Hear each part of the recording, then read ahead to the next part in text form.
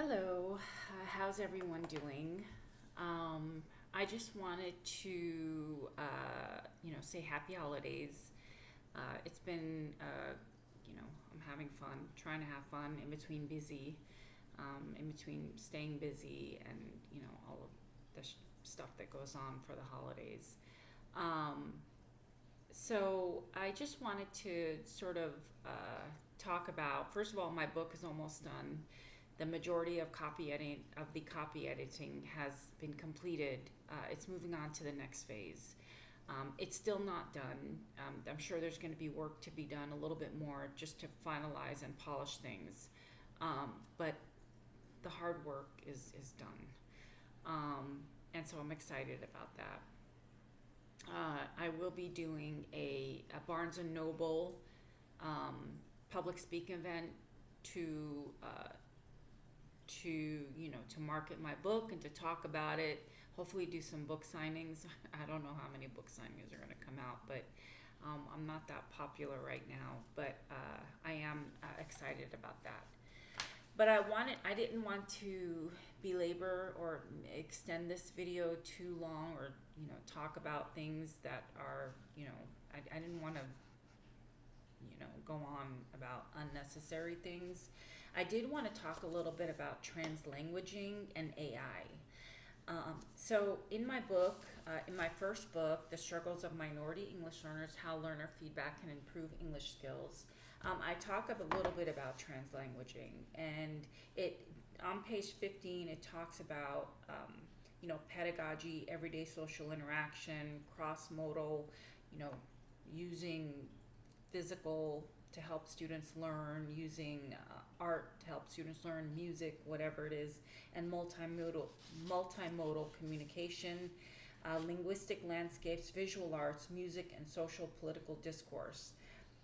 So the growing body of work gives the impression that any practice that is slightly non-conventional could be described in terms of translanguaging. So AI can help, multilingual students as well as all students with translanguaging, right? You can allow them to use AI to transcribe things. If they're working on a computer like Google Classroom or a computer program, they can actually translate everything that they see, uh, videos, words, all of it, to help them understand what is happening, or what they're learning or what they're reading. So, you could help them, guide them, and allow them to use, AI to help them brainstorm ideas, right? If they're doing an essay for you and you need them to do the essay in English, they can put in put in some of the words in English and then have whatever it is, ChatGPT, AI, translate it for them so they understand what your assignment is, right? So if you don't have an instructional aid available to you, you can actually use AI as an assistant, right? You're not going to use AI as a solution, right? Because that's not what we want. But we do want to support our students, right? In sort of helping them understand what you're teaching them, right? Uh, this particular paragraph on page 15, I do go into the confusion about translanguaging. So it says there is considerable confusion as to whether translanguaging could be an all-encompassing term for diverse multilingual and multimodal practices, replacing terms such as code switching, code mixing, code meshing, and code crossing. So we don't want to confuse it with code switching, right? So code switching is when students sort of switch from one vernacular to another automatically. That's not what translanguaging is. So code switching is a way of sort of, people trying to fit in, groups trying to fit in by switching their vernacular, excuse me. So that's not what that is. Translanguaging is a way for students to use other, uh, modals, cross-modaling, using their other skills, their other capacities to help them understand what you're teaching them. So, in this particular video, I did want to kind of let you know that you can use AI to support your students, especially if you don't have an instructional aide. So that's just something I'm sort of throwing out there to think about. AI is a very helpful tool. It could be very helpful. I mean, it's all over the place, and it could support your students, right? I mean, resources may not be accessible to all teachers, but AI could be a resource. So that's all. I just wanted to sort of throw that out there. I didn't want to go on and talk about things too much.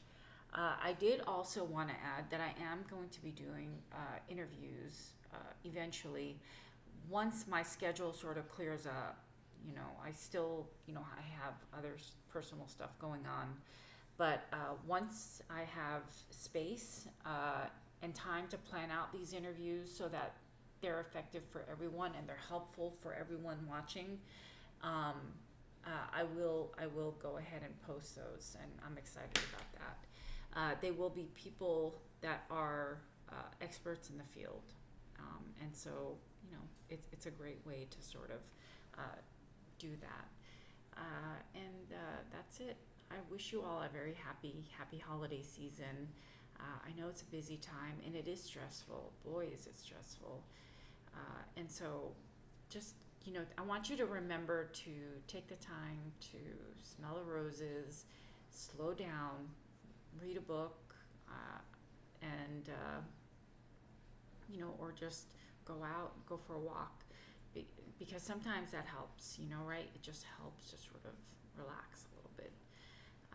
I know that I get all hyped up about things, and I don't take the time to just slow down, breathe, and take it one day at a time. So that's all. Thank you very much. Please let me know if there is a topic you're interested in, or if what I'm saying is something you're interested in. Please don't forget to like, share, and subscribe, and don't, try to, do my little voting poll, my polls if you can. But that's it. Have a great week, and I will talk to you later. Excuse me.